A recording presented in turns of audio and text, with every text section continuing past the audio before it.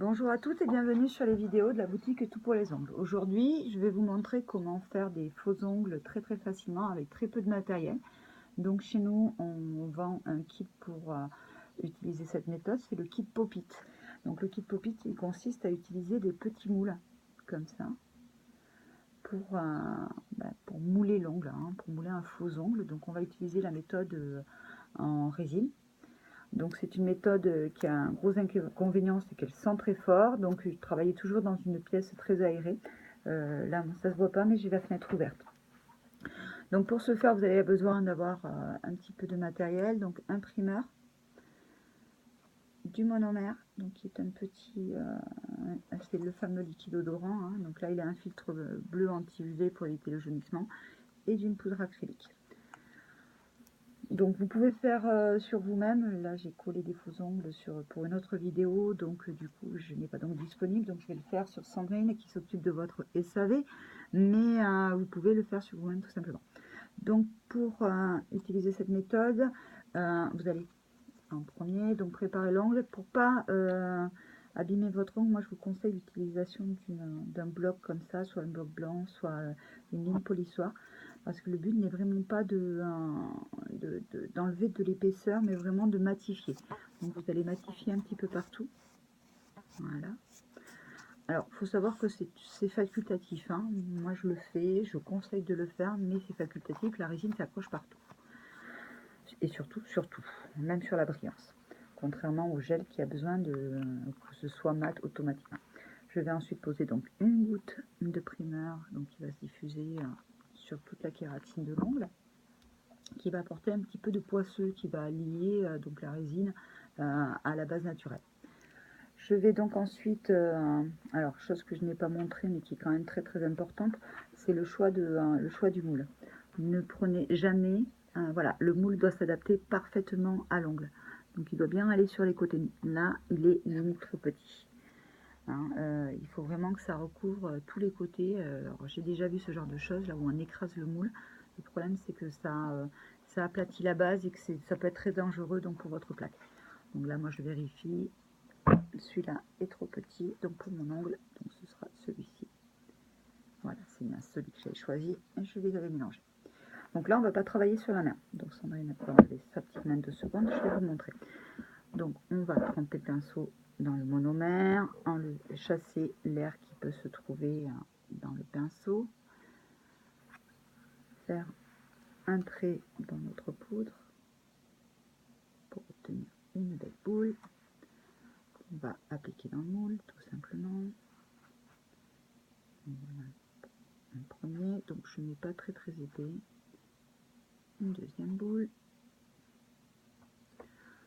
J'ai pas l'habitude de travailler des grosses boules, donc c'est pour ça que je vais m'y prendre plusieurs fois.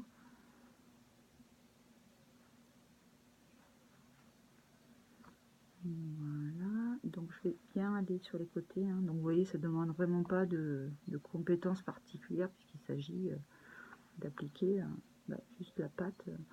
Sandrine va me redonner ça juste pour voir la hauteur parce qu'en fait elle veut pas que ce soit très long, elle veut juste que ce soit à la même hauteur que l'autre.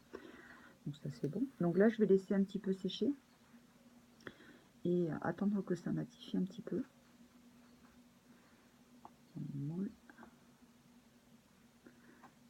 Et je vais reprendre une petite boulette ensuite pour faire un peu plus d'épaisseur et créer une zone de collage.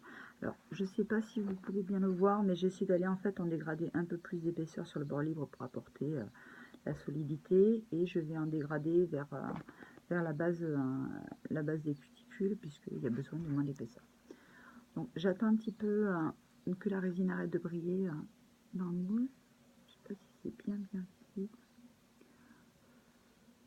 Alors il faut savoir que le séchage de la résine va être soumis à plein de choses. Donc s'il fait très chaud, ça va sécher très vite. Mais il y a aussi votre monomère. Il y a des monomères à séchage lent et à séchage plus rapide. Donc si vous débutez, préférez plutôt un monomère à séchage lent. Ça va vous laisser le temps de travailler. Mais bon, là pour étaler, on va dire que c'est pas très important. Donc je prends ma capsule par le haut. Je vais aller poser contre les cuticules et l'appliquer tout simplement. Et je vais maintenir.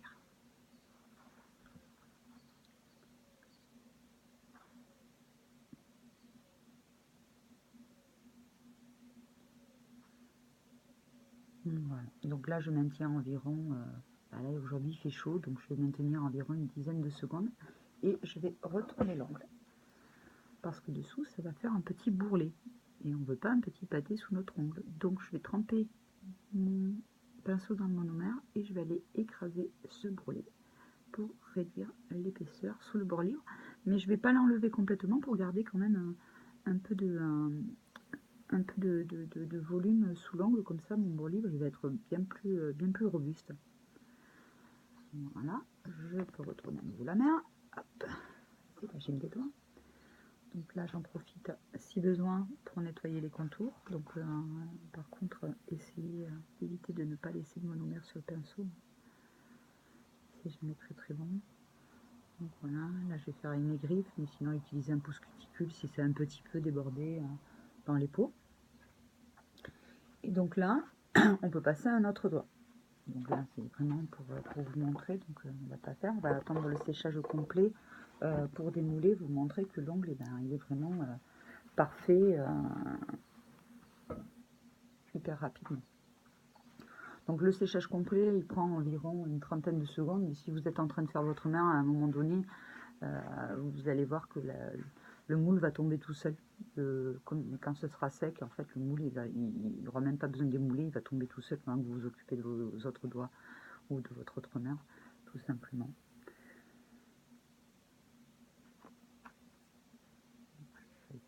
Hop, je vais sous, c'est encore un peu humide, donc on fait un seul doigt forcément. Voilà.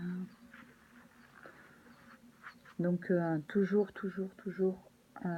nettoyer votre pinceau, hein, trempez-le bien au fond, essorez-le, essuyez-le vraiment beaucoup sur un sopalin. En fin de pose, n'hésitez pas à le mettre en éventail pour chasser les petites boules de résine qui pourraient être au fond. Parce que sinon vous allez vous retrouver avec un pinceau qui va être dur et inutilisable en quelques temps. Pour les nettoyer, de l'acétone cosmétique, et c'est le même produit, donc l'acétone cosmétique, pour aussi enlever les faux ongles en résine. C'est le gros avantage par rapport au gel, c'est que la résine se dissout. Donc pour ce faire, en fait, vous enlevez un petit peu d'épaisseur pour pas que ce soit trop long, et ensuite vous faites des papillotes avec de l'acétone, toujours cosmétique, hein, pas celle du rayon bricolage, elle n'est pas faite pour la peau, et vous laissez agir, et en fait la résine elle va devenir comme une espèce de pâte, et il n'y aura plus qu'à gratter, et vous retrouverez vos ongles naturels absolument pas abîmés. L'avantage c'est qu'ils auront poussé aussi, donc ça peut être une aide. Donc là on va démouler, donc j'appuie sur les petits côtés là, je ne sais pas si vous voyez bien. Donc ça aurait mérité un petit peu plus de séchage, je pense, parce que le moule adhère encore. Mais bon, on va faire comme ça. Et voilà un petit ongle. Voilà. Alors vous voyez, il y a des petites aspérités sur les côtés parce que j'ai pas très bien appliqué ma résine dans le moule. Donc je vais prendre ma ligne bien droite. Donc comme on tiendrait un couteau, on est bien d'accord. On va remonter.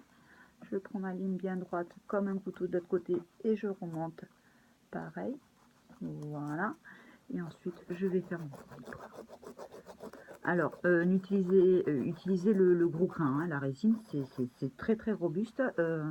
Avec un grain fin, vous n'arriverez pas à l'aligner. Hein, c'est vraiment quelque chose de super robuste.